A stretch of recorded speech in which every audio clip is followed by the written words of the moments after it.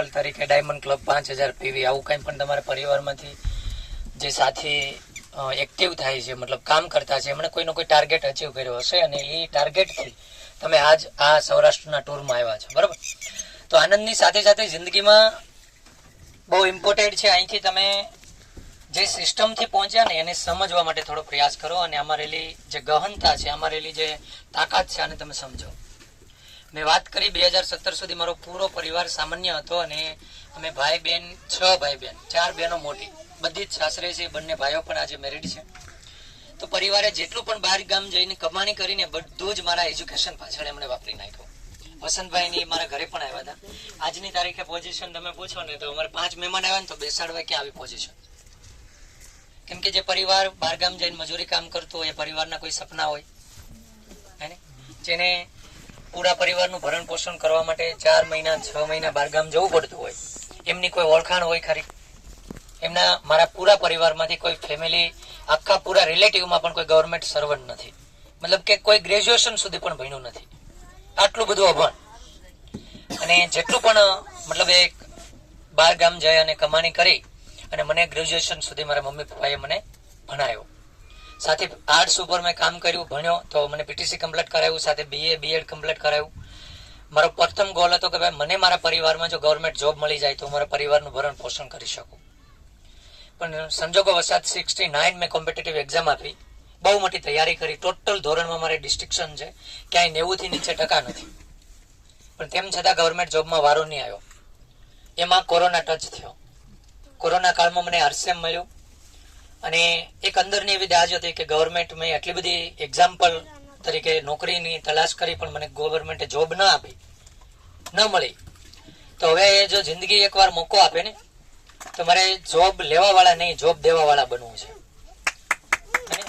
તો એ વિચારોને આધીન મને આરસીએમ સિસ્ટમ મળી અને મને નાની ઉંમરમાં સમજાણી પરમાત્માની કૃપાથી. બાકી આ ઉંમરે આરસીએમ સમજાય એવું બહુ ઓછું બનતું હોય વસંતભાઈ, અને નાની ઉંમરમાં સમજાય.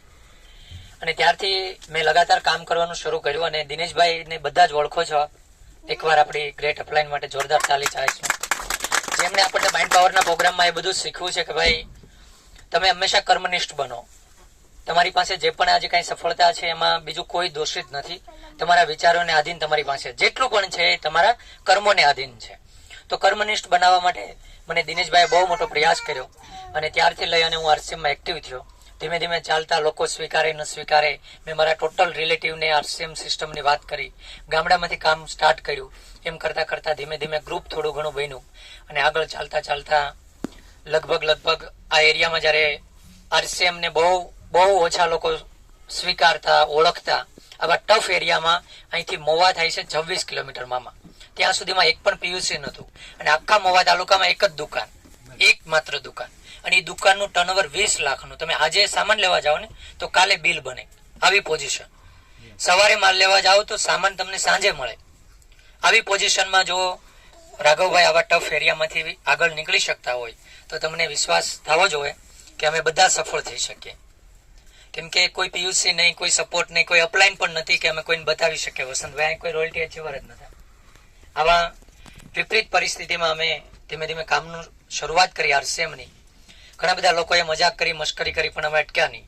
આજ હું તમને ગર્વથી કહી શકું કે આજે પછાત એરિયો મેં તમને કીધું ને, આમાં આજ અમે 7 રોયલ્ટી ટેકનિકલ અચીવર છે. મારા ગામમાં 3 ટેકનિકલ અચીવર છે આ ગામમાં. અને બહુ ઝડપથી એ બહુ મોટી સંખ્યામાં રોયલ્ટી ટેકનિકલ આવશે, કારણ કે અત્યારે 100 સાથી તો મારા ગ્રુપમાં એવા છે કે જે એકદમ રોયલ્ટીને નજીક છે. રોયલ્ટીની એક જ મિનિટ હું તમને વાત કરીશ. આપણે કોઈ પણ જગ્યાએ નોકરી કરીએ, ખેતી કરીએ, વ્યાપાર કરીએ, કોઈ પણ પર્સનલ કામ કરીએ, એની અંદરથી જે પૈસા મળતા છે ને એ એક ઇન્કમના રૂપમાં છે. કેવા રૂપમાં? આવકના રૂપમાં. એ તમે કામ પરથી હટો ને એટલે બીજા મહિને તમારા પરિવારને નહીં મળે. એક્ટિવ છે. કેવા? એક્ટિવ મતલબ માણસ જ્યાં સુધી કામ પર રહેશે ત્યાં સુધી જ એની ઇન્કમ આવતી રહેશે. જ્યારે આરસીએમ જ્યારે તમે કરો છો તો એ પરિવારના વિઝન માટે કરો, કારણ કે ક્યારેક કોની રિટર્ન ટિકિટ ફાટે એનું કોઈ નક્કી નથી. તમારા કરેલા કામથી તમારા પરિવારને લગાતાર આજીવન પેઢી દર પેઢીએ ઇન્કમ તમારા નામની આવતી રહે, આના માટે આરસીએમ દીર્ઘ દ્રષ્ટિથી કરવાનું. શેનાથી? પગમાં જોઈને નહીં. આજે તમને એવું લાગતું હશે કે હું 5000 પીવી શા માટે કરું ભાઈ, હું ગ્રુપ શા માટે બનાવું, હું એકને મળવા માટે રાજકોટથી અમદાવાદ કેમ જાઉં, પણ એ જે કામ કરેલું તમારા પરિવારની સિક્યુરિટી છે. આજ હું તમને ત્યાં સુધી કહી શકું કે રોયલ્ટી સંભવ જ નથી આમ ઇન્સાનને મળે. એમાંય ખાસ જે આપણો જે વર્ગ બેઠો છે, આપણી પાસે કોઈ રોયલ્ટીનું ઓપ્શન ખરું? નહીં સાહેબ. આપણે બધા આવક કમાઈ શકીએ, નોકરી કરી શકીએ, કોઈ પણ જગ્યાએ લાખો રૂપિયા પણ કામી શકીએ, પણ રોયલ્ટી ક્યાંય નહીં કામી શકીએ સિવાય આરસીએમ. તો આરસીએમ ને એક્ટિવ ઇન્કમ માટે ન કરતા રોયલ્ટી માટે કરજો. કેમ કે ગમે તેવો સમય આવી જાય, મારા પરિવારને કોઈ આગળ હાથ લાંબો ન કરવો પડે. ગમે તેવી પોઝિશન આવી જાય, મારા પરિવારની જરૂરિયાત એક પણ બાકી ન રહેવી જોઈએ. આના માટે આરસીએમ કરવાનું છે, બરાબર. તો વિશેષ તો વધારે કઈ નહીં કહું. તમે બધા આનંદમાં મૂડમાં આવ્યા છો અને આપણી ઓચિંતા મુલાકાત થઈ. તો ચાલતા ચાલતા હું આજે સ્ટાર પલના લેવલ પર છું, જે ટેકનિકલનું બીજું સ્ટેપ કહેવાય. અને મારે જાજો સમય પણ નથી થયો. હું ગર્વથી કહી શકું કે પૂરી ક્રાંતિવીર ટીમની અંદર સૌથી ફાસ્ટ સ્ટાર પલ જો કોઈનું આવ્યું હોય 3.5 વર્ષ આજુબાજુમાં, તો એ મારી આઈડિયા છે. હે, શા માટે હું તમને આવું કહું કે તમારી અંદર સ્પીડ આવે. આ કહેવા પાછળનું મારી સ્ટોરી બતાવવા પાછળનું કારણ બીજું કાંઈ નથી. તમારી આજુબાજુમાં તો પીયુસી છે, તમારી પાસે ઢેર સારી અપલાઈન છે, આજે એટલા બધા સેમિનારો થાય છે, એટલી બધી રોજબરોજ પ્રોડક્ટ આવે છે. આ બધું હોવા છતાં જો નહોતું ત્યારે પણ રાઘવભાઈ ચાલી ગયા, તો આજ તો તમે કરી શકો ને. કેટલું બધું ઈઝી છે.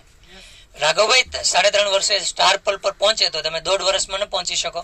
રેકોર્ડ બને તો તૂટવા માટે બને ને. રાઘવભાઈ થોડા તિસ્માર ખાન છે કે એક જ વાર રેકોર્ડ બને ભાઈ, એ રેકોર્ડ તૂટે.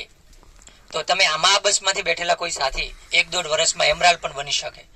અને સેમિનારને જગ્યા આપો, દર સેમિનારને એટેન્ડ કરો, નવા નવા સાથીઓને લઈ જાઓ, ડાયમંડ ક્લબની સિસ્ટમને સમર્પિત થઈ જાઓ. ડાયમંડ ક્લબ એટલે શું? આપણા પરિવારની જરૂરિયાતનો સામાન.